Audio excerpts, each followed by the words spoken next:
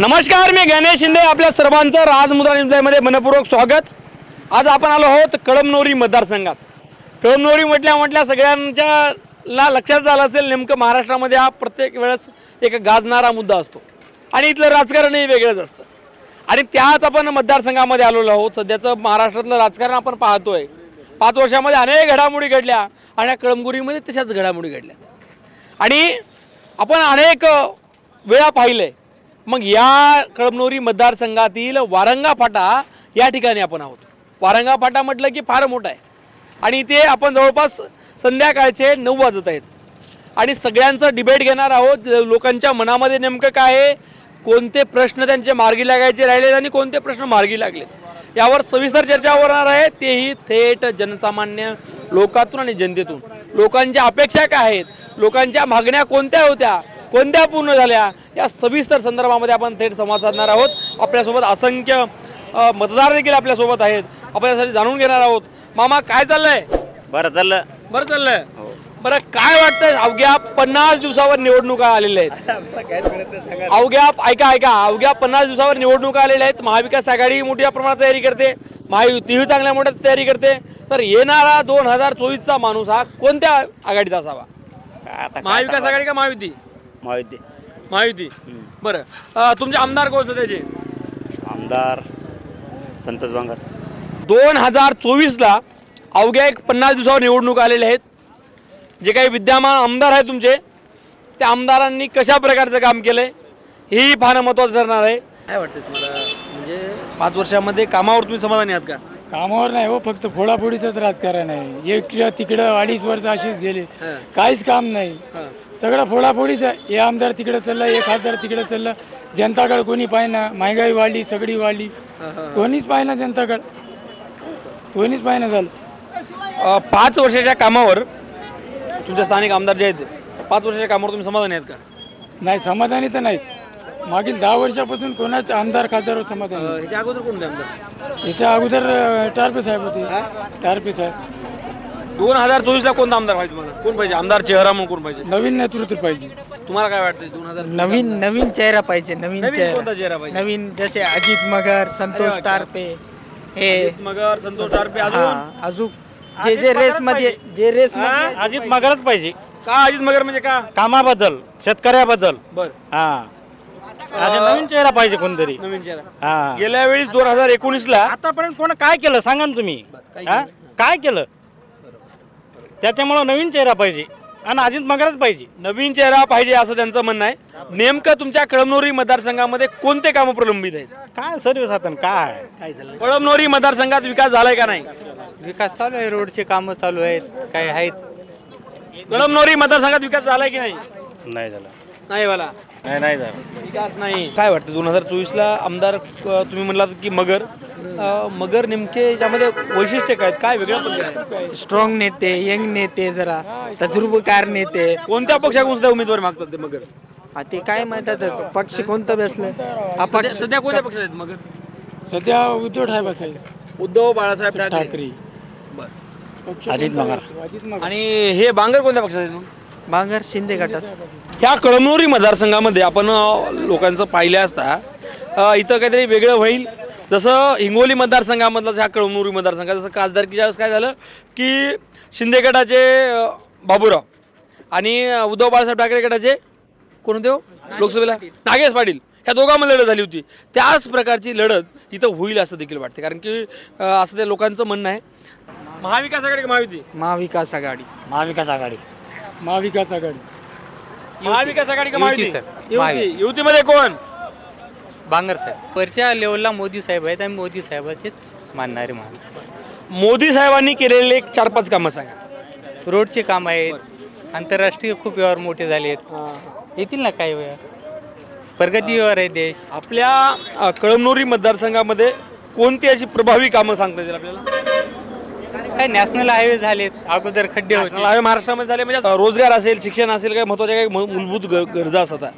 आतापर्यंत तर कोणत्याच आमदारांना अशी कामं नाही केली. काय वाटतं तुम्हाला, कळमनुरीचा कसा विकास झाला पाहिजे आणि विकास करणारा दूरदृष्टीचा माणूस आहे का? कळमनुरीचा व्हायचा विकास झाला नाही आणि होत बी नसते, झाला बी नाही. आणि म्हणजे रनिंग जे आमदार आहे ते त्यानं आता 2.5 वर्ष सत्ता आल्यामुळं त्यानं आता ते दिसायला प्रभावशाली. 5 वर्षामध्ये तेवढा प्रभाव नाही पडला ना. आता तर कोणी बी करते इलेक्शन लागल्यामुळं कोणी करतं बरोबर आहे. काय वाटतं मला? बरोबर आहे. जे यांनी जे म्हणतात ते बरोबर आहे. इलेक्शन लागल्यामुळे आता इलेक्शनच्या तोंडावर थोडेफार विकास कामं करणं. प्रभावी चेहरा कोणता? 2024चा आमदार होणारा प्रभावी चेहरा कोणता? प्रभावी चेहरा तर ठाकरे गटाचाच होईल आमच्या कळमनुरी मतदारसंघात. अजून नाव जाहीर नाही झालं आहे तरी ठाकरे गटाचा 100% होईल. ठाकरे गट आणि शिंदे गट. काँग्रेसचे इथे काही म्हणजे उमेदवारी मागणारे काही कार्यकर्ते नेते आहेत का नाही कोणी? कारण ही जागा मुळातच शिवसेनेची असल्यामुळे ही ठाकरे गटाला सुटणार आहे आणि काँग्रेसच्या याच्यात काही विषय. अवघ्या 50 दिवसावर निवडणूक आलेल्या आहेत. आपल्या मतदारसंघाचा गेल्या 5 वर्षामध्ये कसा विकास झाला? विकासच झाला नाही ना इथं. काय विकास झालाच नाही. काय विकास व्हायला पाहिजे तुमच्या नजरेतून? अहो आता या कळमनुरी तालुक्यात आज एक समस्या अशी आहे की घरकुलाची आहे. इथं गायरांमध्ये घरकुल आले आहेत. कोणताच आमदार बोलायला तयार नाही आहे का? नाही. मग त्याचं तेच फायले इथं गोरगरिबाचं फावं लागेल ना त्याला. काही गोरगरिबाला घरकुल नाही. घरकुलच नाही तिथं. तुमचे लाईव्ह आहे का हे? लाईव्ह शिक्षण लाईव्ह आहे म्हणून देशभरामध्ये व्हिडिओ बघाले. पंतप्रधान नरेंद्र मोदी पर्यंत जाणार व्हिडिओ आहे. आज आतापर्यंत काय विकास झाला कळमनुरी तालुक्याचा? काहीच नाही. पुरं गायरांमध्ये टाकलेलं आहे. त्याला गोरगरिबाला घरकुल भेटायला पाहिजे ना. घरकुल मिळालं पाहिजे. हा सगळ्याला घर प्रधानमंत्री आवास योजनेचा प्रत्येकाला घर मिळालं. 1,25,000 घरकुल होते का? होत नाही. आज रेतीची गाडी आहे 50,000ला. इटीची गाडी आहे 40,000ला. गोरगरिबांना पैसा आणून कुठून घरकुल बांधायचं? एका गाडीत एका वाळूच्या गाडीत घरकुल होते. तुमची बरोबर आहे. फार फार महागाई प्रचंड वाढली. बरोबर आहे. यांचं देखील म्हणणं बरोबर आहे. सामान्यातून एक तळमळ आहे किंवा घरकुल मिळालं पाहिजे. 1.25 लाखामध्ये घरकुल खरंच होत नाही. कारण 50,000 म्हणणं ते बरोबर आहे. हे गाडीने एक वाळूच्या गाडीला काय करायचं?